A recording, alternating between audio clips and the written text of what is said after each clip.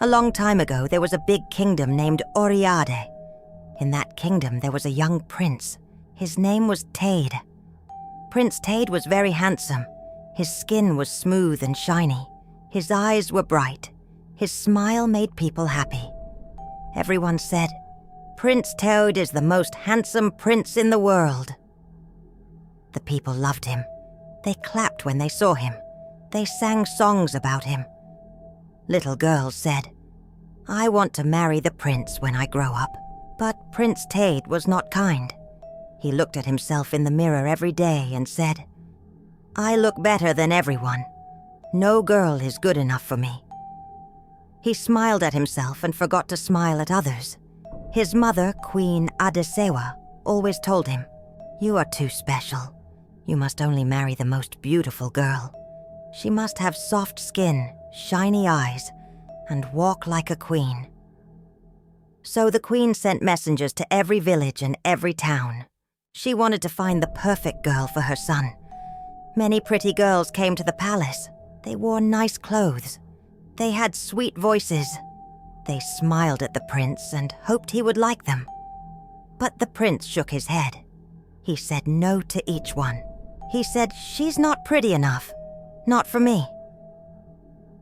The queen was happy. She thought her son had good taste. The people cheered and waited to see who he would choose.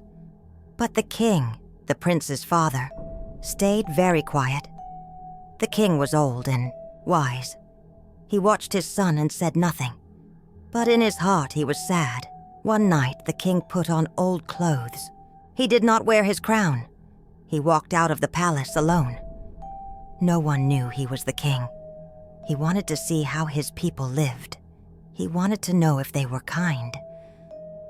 As he walked down a small road, he saw a girl sitting under a tree. Her dress was torn. Her back was bent. Her hand looked weak. Her face had big dark marks. No one looked at her. No one talked to her. But she smiled. And when she saw the old man, she gave him a cup of water. The girl didn't ask the old man who he was. She didn't laugh at his dirty clothes. She didn't look away from his tired eyes. She just said softly, "You look thirsty. Please drink." The king took the water. His hands were shaking.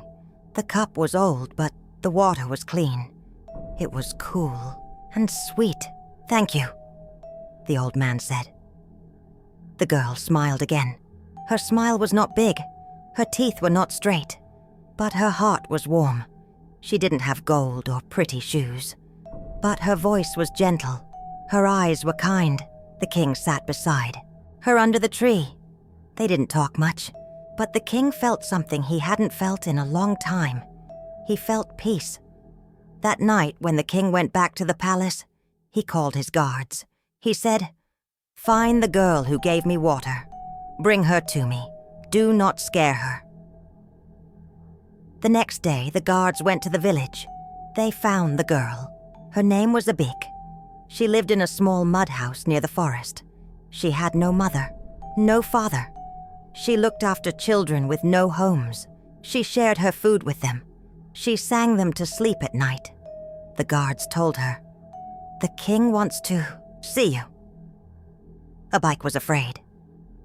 "I didn't do anything wrong," she said. "No." The guard smiled. "He said you did something good."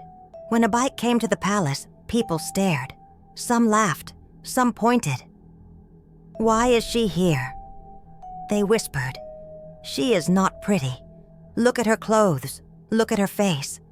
But the king stood up. He told everyone, "This girl gave me water when no one else cared. She did not know I was the king, but she was kind." He looked at Prince Tade. "She has what you do not," the king said. "A good heart," the queen gasped. The prince looked confused, and then the king said something that made the whole court go quiet. "This is the girl you will marry." Loud gasp filled the hall. The queen stood up. "What are you saying?" she asked. "She cannot be queen. Look at her. She is broken." The nobles looked at Abike and frowned. Some turned away. One woman whispered, "A cripple for a queen?" Another man laughed under his breath. Prince Tade looked at his father in shock. "You want me to marry her?" he asked, pointing with disbelief. The king nodded. "Yes, that is my wish." Tade's face turned red. His hands shook. "No," he shouted. "Never! I will not marry that creature." Silence fell. The king looked him in the eye. "Then you do not deserve the throne." That night the palace was full of whispers. Some said the king had gone mad. Some said it was a test. Some just laughed. But no one spoke to Abike. She was brought to the palace the next day. She walked with slow steps. Her bag was small. Her eyes looked down. She was afraid. The maids laughed when she passed. "Is this the girl?" they asked. "She looks like an old ghost."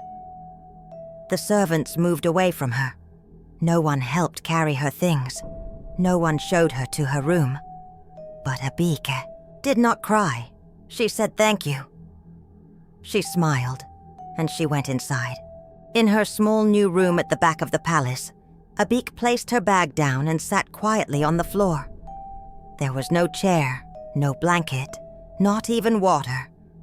But she closed her eyes and whispered, "Thank you," just like she always did. The next morning, she woke up early, before the birds, before the guards. She cleaned her space with her hands, swept with her wrapper, and folded her one dress neatly. Then she walked to the kitchen and asked softly, "Can I help?" The cooks laughed. One of them said, "This is not your village. We don't need help from people like you." The others giggled and turned their backs. Abike did not fight. She did not frown. She just smiled gently and walked away. Later that day, she saw a little girl crying near the garden wall. The child had lost her mother in the crowd. Her nose was runny. Her dress was wet. People walked past without stopping. Abike knelt beside the child and wiped her tears with her own scarf. She picked her up and sang a quiet song, the same one she used to sing to the orphans in her village. The child stopped crying. Her tiny fingers held onto Abike's sleeve. A guard was watching from far away. He did not speak, but something in his chest felt warm. That night, one of the sick palace workers was coughing and shaking. No one wanted to go near her.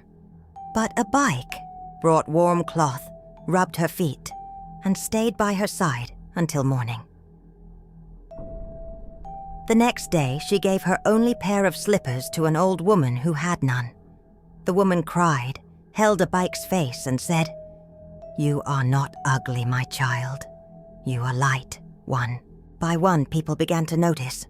Not all at once, not with loud words, but in small, quiet ways.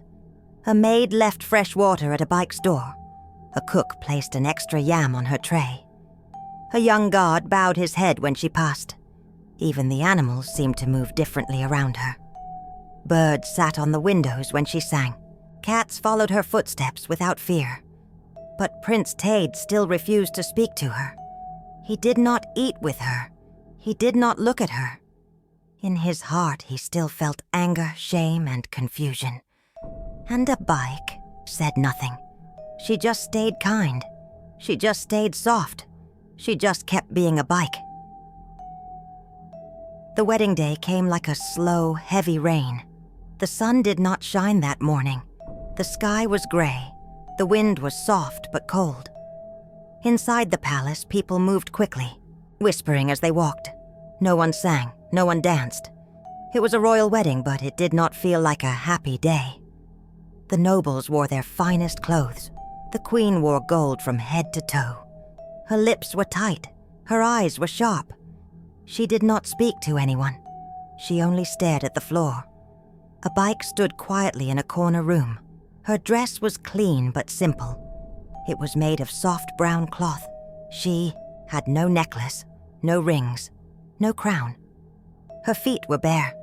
Her hair was tied with one white thread. She did not wear a veil. Her face was open for all to see.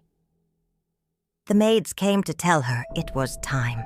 She nodded and followed. The wedding took place in the great hall. The drums did not play. The singers did not sing. The people filled the seats, but no one smiled. Abike walked alone down the long aisle. Some people gasped. Some looked away. Others just stared, as if watching something strange. But Abike kept walking. Her eyes were soft. Her hands did not shake. Prince Tade stood at the front, dressed in red and gold. His face was blank. He did not look at her. His hands were tight at his. "Sides!" The king watched closely. His face was calm, but his eyes missed nothing. The vows began.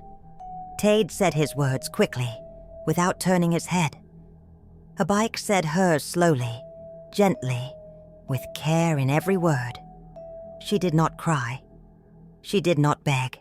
She simply spoke from her heart. When it was over, the people clapped once, then stopped.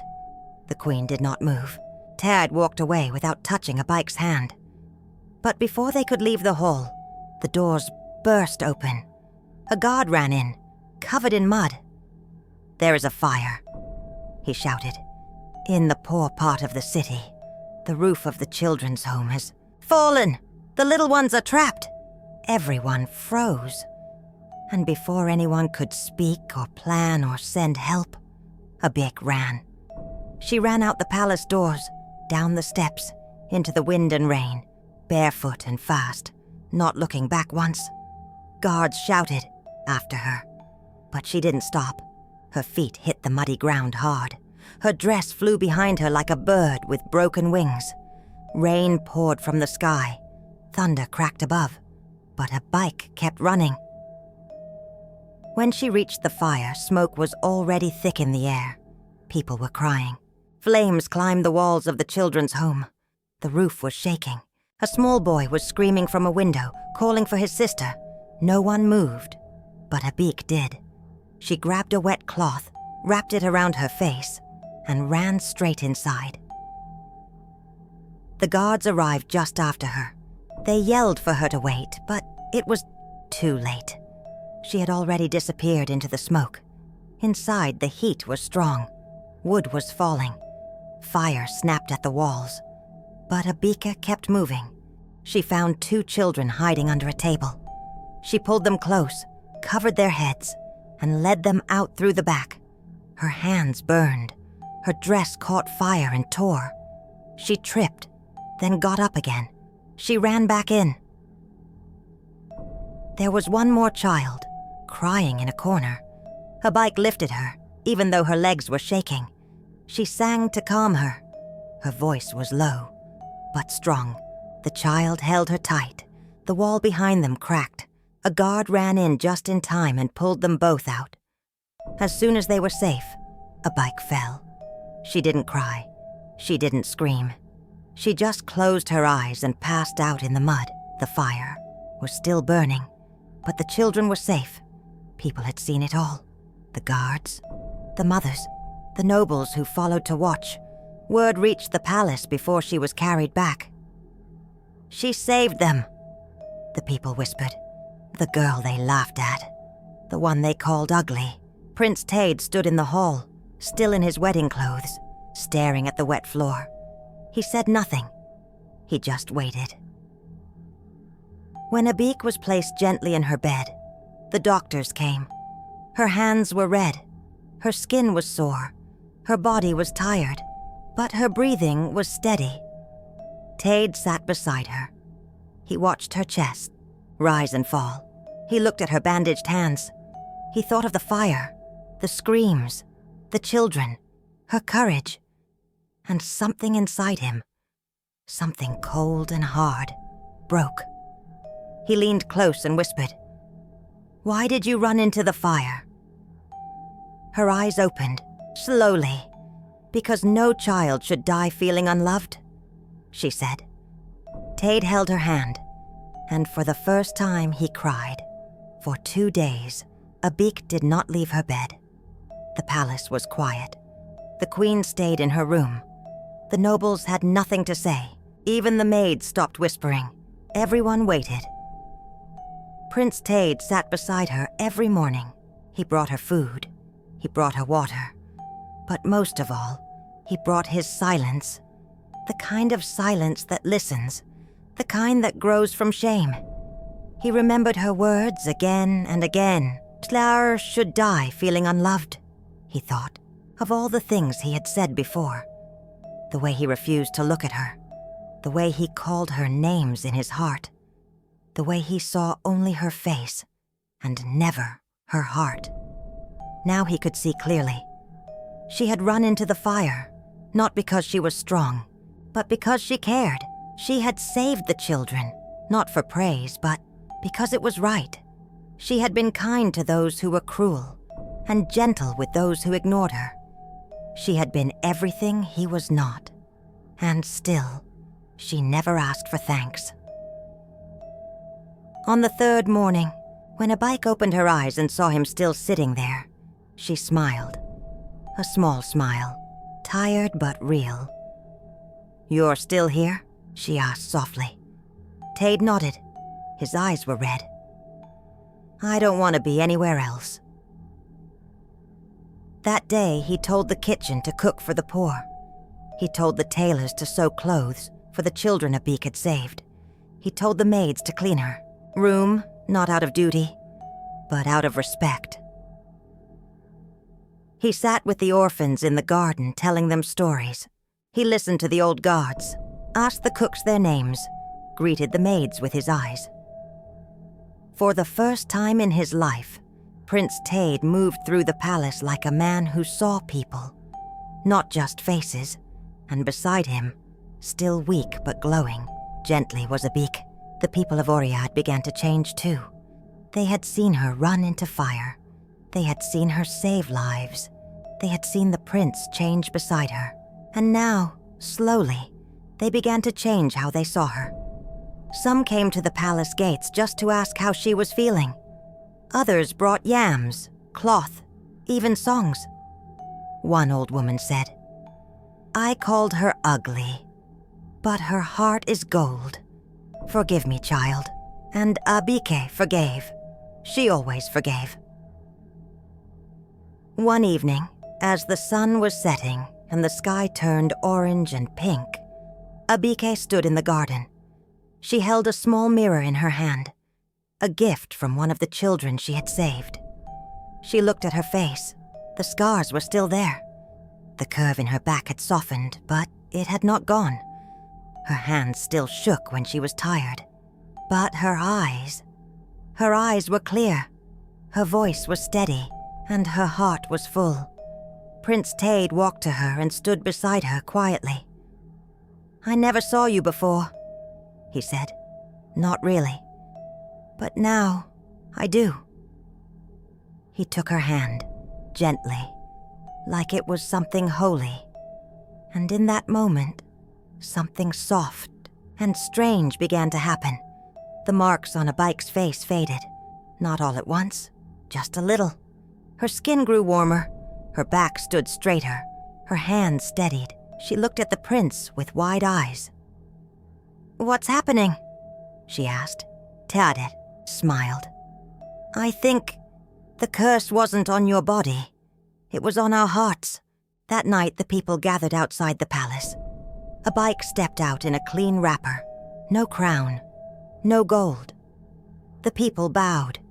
They called her Queen of Kindness. And the old storyteller who sat near the gate said, "The prince who was cursed to marry the ugliest woman in the kingdom married the kindest soul ever." And that is how the story ends. True beauty is not what the eyes see, it's what the heart gives.